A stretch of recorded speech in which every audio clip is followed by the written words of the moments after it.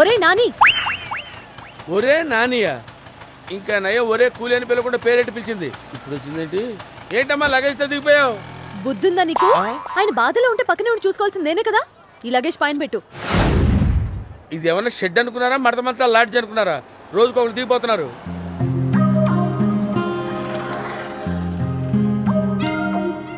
మన లవ్ గురించి ఊళ్ళో నాన్నకు చెప్పాను. పట్టించుకోకుండా వేరే సంబంధం చూశాడు. మన స్కెచ్లు మనకుంటాయి కదా. ఇంకా చదువుకోవాలని గోల్ చేసి గోదారెక్కేసా. చదువుకోవడానికి వచ్చావు? పెద్దనాన్నింటికి వెళ్ళు. పెద్దనాన్నింటికా? ఇలాంటి టైంలోనే కదా నేను నీకు తోడు ఉండాల్సింది. ఎద్దులా నిలబడ్డావేంటి? చెప్పు బాబాయ్. ఎద్దా?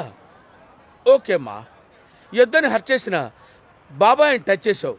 నువ్వు ఇక్కడే ఉండిపోమ్మా, నువ్వు ఇక్కడే ఉండిపో. రేయ్ నువ్వు లక్ష చెప్పరా, అమ్మ ఇక్కడే ఉంటుంది. ఏంట్రా ఉండేది? నీ తొక్కలో రికమెండేషనా? ఉన్న ప్రాబ్లమ్స్ చాలవా? నాతో ఏ ప్రాబ్లం ఉండదు. నువ్వు గదిలో పడుకో, నేను గదిలో పడుకుంటా. అన్ని గదులు ఉండడానికి ఇదే మైసూర్ ప్యాలెస్ కాదు, ఉన్నది ఒకటే గది. అయితే ఆ గదిలోనే నేను కింద పడుకుంటా, నువ్వు పైన పడుకో మంచం మీద. అప్పుడు గానీ చదువులు ఉట్టికి ఎక్కవు. ఏం చెప్పింది అర్థం కాదా నీకు? ఇక ఉండడానికి వీల్లేదంతే. బయలుదేరా.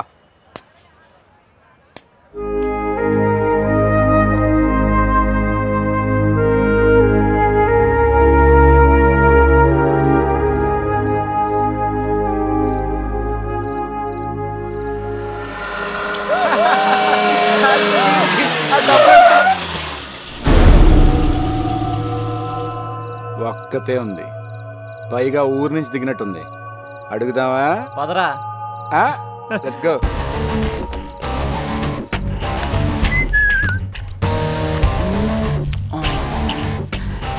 వస్తావా?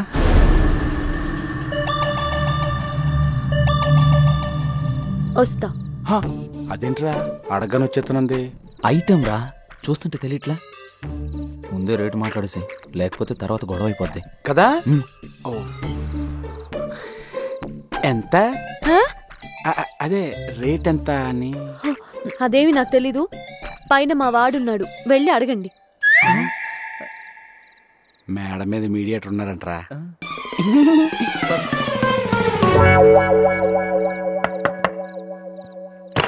ఎవరది? ఎవరా మీరు? ఏంటి ఏళ్లపడ లేకుండా? బయట ఒకటి ఉంది కదా, దాని రేట్ ఎంత కొనుక్కుందామని. బయట ఒకటి ఉంటుంది. అదే అన్న, బయట పాత హీరో బండి ఉంది కదా, తోసేయ్. ఏమా బేరానికి ఏళ్లపడ ఉండక్కర్లేదా? ఏ టైంలో పడితే ఆ టైంలో అడిగేస్తా. దీనికి టైమే ఉంది సార్, మోజు పడితే తీసుకెళ్లాల్సిందేగా. ఏంటి నచ్చిందా మీకు? బాగా నచ్చింది సార్. కలర్ నచ్చిందా?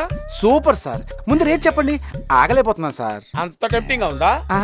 అయితే 15,000. 15,000? 15,000 అని ఆశ్చర్యపోతావుంటే? మంచి కంపెనీ, చాలా కంఫర్టబుల్ గా ఉంటది. సీట్ చూసావు కదా? సూపర్. కానీ 15,000 అంటే కష్టం. ఒక 5,000 అడ్జస్ట్ అయిపో. ఏంటి 5,000? అయితే పక్కన షెడ్ లో బ్లాక్ ఉంది, తీసుకెళ్ళు. వద్దులేండి, బ్లాక్ వద్దు, వైటే ఓకే చేసుకుందాం. వైటే కావాలా? అయితే 15,000 ఇచ్చి తీసుకెళ్ళండి. లైన్ లో పెద్ద తిరగలేదు, పోలీసులు కూడా పట్టుకోరు. పోలీసులు కూడా పట్టుకోరా? పట్టుకోరయ్యా, పేపర్స్ అన్ని క్లియర్ గా ఉన్నాయి కదా. పేపర్సా? అదేనయ్యా, ఆర్సీ బుక్, ఇన్సూరెన్స్ పేపర్స్ అన్ని క్లియర్ గా ఉన్నాయని చెప్తున్నాను కదా. మీరు దేని గురించి మాట్లాడుతున్నారు? బయట ఉన్న అమ్మాయి గురించి కదా? బయట ఉన్న అమ్మాయా?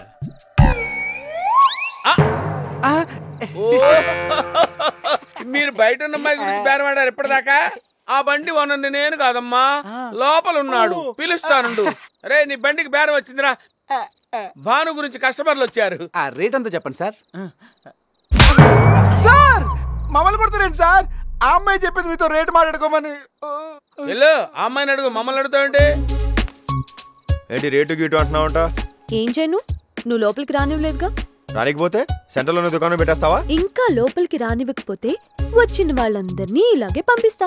ఓరే బాబోయ్, నువ్వు ఎక్కడ దొరికావే నాకు? రైల్వే స్టేషన్ లో.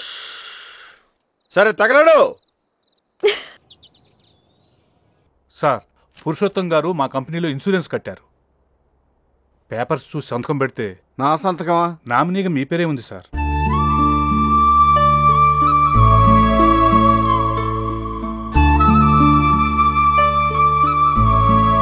ఆయన డెత్ సర్టిఫికెట్లు, మిగతా డాక్యుమెంట్లు రెడీ చేస్తే రేపు వచ్చి తీసుకెళ్తారు. ఉంటాను సార్.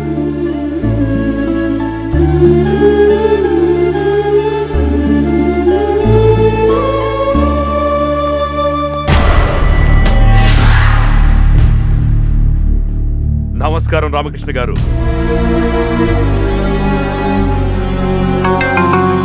పగవాడు మీ ఇంటికి ఎందుకు వచ్చాడని చూస్తున్నారా? అశుభం జరిగిన ఇంట్లో శుభకార్యం జరిగితే మంచిదంటారు. తెలుసో తెలియకో మా వల్ల మీ అమ్మాయి నిశ్చితార్థం ఆగిపోయింది. నాకున్నది ఒక్కడే కొడుకు. మీకు అభ్యంతరం లేకపోతే మా వాడికి మీ అమ్మాయినిచ్చి పెళ్లి చేయమని అడగడానికి వచ్చాను. దూరం నుంచి దెబ్బ కొట్టలేక పక్క నుంచి పొడిచేద్దామని వేతవా. వాళ్ళు మిమ్మల్ని వద్దనుకొని వెళ్లారు. నేను మీరే కావాలనొచ్చాను. ఇంటికి వచ్చిన మనిషిని వెళ్ళిపోమని చెప్పడం పద్ధతి కాదు.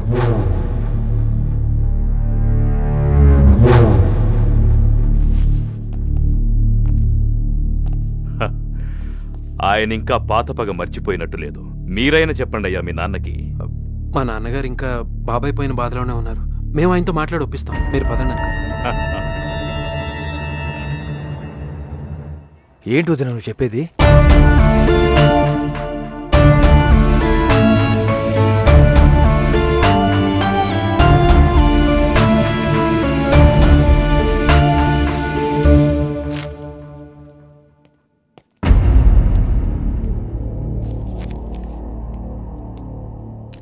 రేయ్, ఎవడ్రా ఈ రౌడీని లోపలికి పంపింది?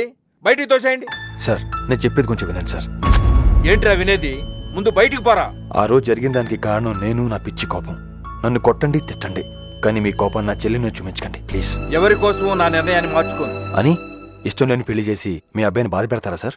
నాకు నా కుటుంబం పరువు ప్రతిష్ట ముఖ్యం. పరువు ప్రతిష్టలు మాకు ఉన్నాయి సార్. పరువు ప్రతిష్టల గురించి నువ్వు మాట్లాడుతుంటే నాకు నవ్వు వస్తోందిరా. పోరంబోకులా తిరిగే నువ్వు ఒక రాముడివి, నీ పెదనాన్న ఒక దశరథుడు. ఏం ఫ్యామిలీరా నీది?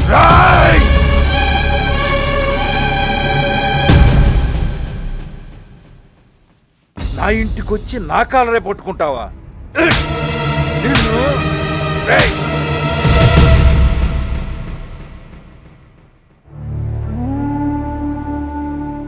కొట్టండి సార్, ఆగిపోయారే. మీ కోపం తగ్గిదాకా కొట్టండి. మీ కాలర్ పట్టుకుంటేనే మీకు ఇంత కోపం వచ్చింది. ఒక బజార్ రౌడీ మా పెద్దనాన్న మీద చేసినప్పుడు నాకు ఇదే కోపం వచ్చింది సార్. పెద్దవాళ్ళు మీరు తమలో మార్చుకోపోవచ్చు, కానీ వాళ్ళిద్దరూ మనసులు మార్చుకున్నారు సార్. దయచేసి నా చెల్లెల్ని మీ ఇంటికి కోవడానికి చేసుకోండి సార్. నేను చేసింది ఇంకా మీకు తప్పు అనిపిస్తే మీ కాళ్ళు పట్టుకుంటాను.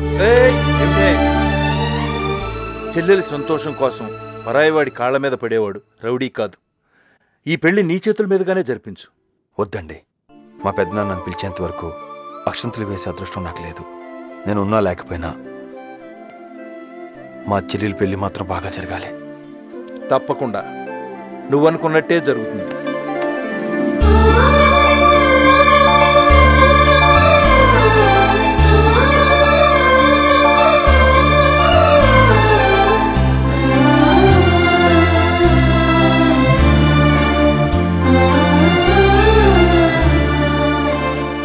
ఏంటి శైలు చిన్నపిల్లలాగా? చిన్నని చూడకుండానే వెళ్ళిపోతున్నాను. కనీసం ఎయిర్పోర్ట్కి కూడా రాలేదు. వీళ్ళందరూ ఉంటే ఎలా వస్తాడు? వెళ్ళిన వెంటనే ఫోన్ చేద్దాంలే, పద. Excuse me madam, somebody is calling you.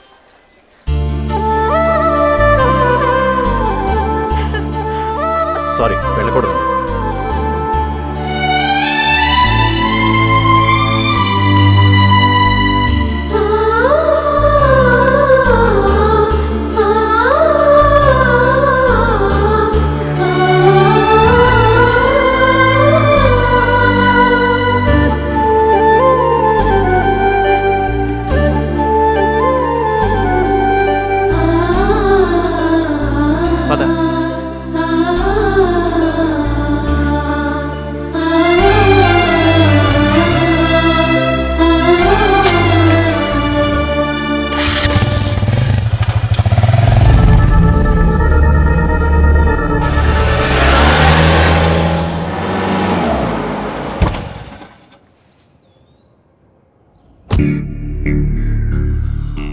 అదే ఎలా చెప్పాలో అర్థం కావడం లేదు అంకుల్.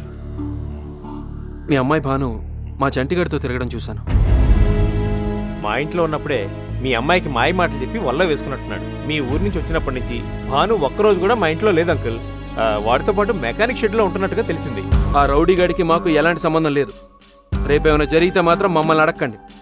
మీ అమ్మాయికి బుద్ధి చెప్పి తీసుకెళ్తారని మిమ్మల్ని రమ్మన్నాం. అలాగే బాబు.